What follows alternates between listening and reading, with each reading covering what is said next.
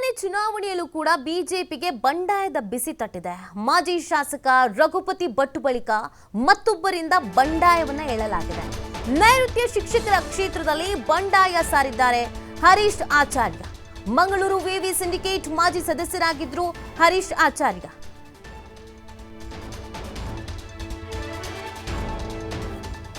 ಪದವೀಧರ ಶಿಕ್ಷಕರ ಕ್ಷೇತ್ರಗಳನ್ನ ಬಿಜೆಪಿ ಕಡೆಗಣನೆ ಮಾಡಿರುವಂತಹ ಆರೋಪ. ಈ ಹಿನ್ನೆಲೆಯಲ್ಲಿ ಬಂಡಾಯ ಸ್ಪರ್ಧೆಗೆ ಹರೀಶ್ ಆಚಾರ್ಯ ಮುಂದಾಗಿದ್ದಾರೆ. ನಾಳೆ ಮೈಸೂರಿನಲ್ಲಿ ನಾಮಪತ್ರವನ್ನ ಸಲ್ಲಿಸಲಿದ್ದಾರೆ ಹರೀಶ್ ಆಚಾರ್ಯ. ನೋಡಿ, ಈಗ ಈ ವಿಚಾರದಲ್ಲೂ ಕೂಡ ಬಿಜೆಪಿಗೆ ಬಂಡಾಯದ ಬಿಸಿ ತಡ್ತಾ ಇದೆ. ಮೇಲ್ಮನೆ ಚುನಾವಣೆಯಲ್ಲೂ ಕೂಡ ನಾವು ಆಕಾಂಕ್ಷಿತರಾಗಿದ್ವಿ, ಆದರೆ ನಮಗೆ ಮೋಸ ಆಗಿದೆ ಅನ್ನುವಂಥ ನಿಟ್ಟಿನಲ್ಲಿ ಪ್ರತ್ಯೇಕವಾಗಿ ನಿಂತ್ಕೊಳ್ತೀವಿ ಅಂತ ಹೇಳ್ತಾ ಇದ್ದಾರೆ. ರಘುಪತಿ ಭಟ್ ನಂತರ ಈಗ ಮತ್ತೊಬ್ರು ಅದೇ ಕೆಲಸಕ್ಕೆ ಮುಂದಾಗ್ತಾ ಇರೋದು. ಹರೀಶ್ ಆಚಾರ್ಯ ಅವರು ತಮ್ಮ ನಿರ್ಧಾರವನ್ನು ತಿಳಿಸಿದ್ದಾರೆ.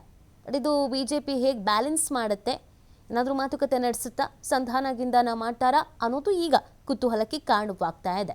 ಮೇಲ್ಮನೆ ಚುನಾವಣೆಯಲ್ಲೂ ಕೂಡ ಬಿಜೆಪಿಗೆ ಈ ಬಂಡಾಯದ ಬಿಸಿ ತಟ್ಟಿದೆ. ಈಗ ರಘುಪತಿ ಭಟ್ ನಂತರ ಮತ್ತೊಬ್ಬರಿಂದ ಬಂಡಾಯವನ್ನು ಏಳಲಾಗ್ತಾ ಇದೆ. ನೈಋತ್ಯ ಶಿಕ್ಷಕರ ಕ್ಷೇತ್ರದಲ್ಲಿ ಬಂಡಾಯವನ್ನು ಸಾರಿದ್ದಾರೆ ಹರೀಶ್ ಆಚಾರ್ಯ.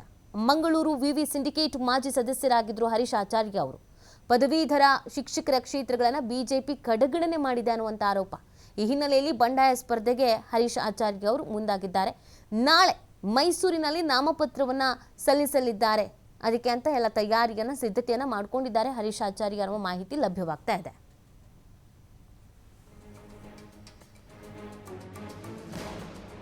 ಚುನಾವಣೆಯ ಒಂದು ಕಾವಿನ ಬಳಿಕ ಇದೀಗ ಪರಿಷತ್ ಚುನಾವಣೆ ಅನ್ನುವಂಥದ್ದು ಬಹಳ ದೊಡ್ಡ ಮಟ್ಟಿನಲ್ಲಿ ಸದ್ದು ಮಾಡ್ತಾ ಇದೆ. ಒಂದು ಕಡೆಯಿಂದ ಉಡುಪಿ ಭಾಗದಲ್ಲಿ ನಾವು ನೋಡ್ತಾ ಇದ್ವಿ, ರಘುಪತಿ ಭಟ್ ಅವರು ಈ ಬಾರಿ ಅವಕಾಶ ಸಿಗದಂಥ ಹಿನ್ನೆಲೆ ಪಕ್ಷೇತರವಾಗಿ ನಿಲ್ಲೋದಕ್ಕೆ ತೀರ್ಮಾನವನ್ನು ಮಾಡಿದ್ದಾರೆ. ಇತ್ತ ನೈಋತ್ಯ ಶಿಕ್ಷಕರ ಕ್ಷೇತ್ರದಲ್ಲೂ ಕೂಡ ಒಂದು ಅವಕಾಶಕ್ಕಾಗಿ ಬಹಳಷ್ಟು ಲಾಬಿಗಳು ನಡೀತಾ ಇದೆ. ಬಿಜೆಪಿಯ ಒಂದು ಟಿಕೆಟ್ ಆಕಾಂಕ್ಷಿಯಾಗಿದ್ದಂಥ ಹರೀಶ್ ಆಚಾರ್ಯ ಅವರು ಕೂಡ ಈ ಬಾರಿ ಪಕ್ಷೇತರವಾಗಿ ಸ್ಪರ್ಧೆ ಮಾಡೋದಕ್ಕೆ ಮುಂದಾಗಿದ್ದಾರೆ.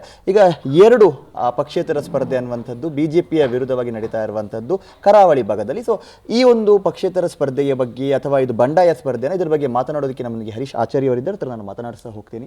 ಸರ್, ಉಡುಪಿ ಬಳಿಕ ಈಗ ತಾವು ಕೂಡ ಪಕ್ಷೇತರವಾಗಿ ನಿಲ್ಲೋದಕ್ಕೆ ತೀರ್ಮಾನ ಮಾಡಿದರೆ ಇದು ಬಂಡಾಯನ ಅಥವಾ ಕೇವಲ ಪಕ್ಷೇತರ ಸ್ಪರ್ಧೆ?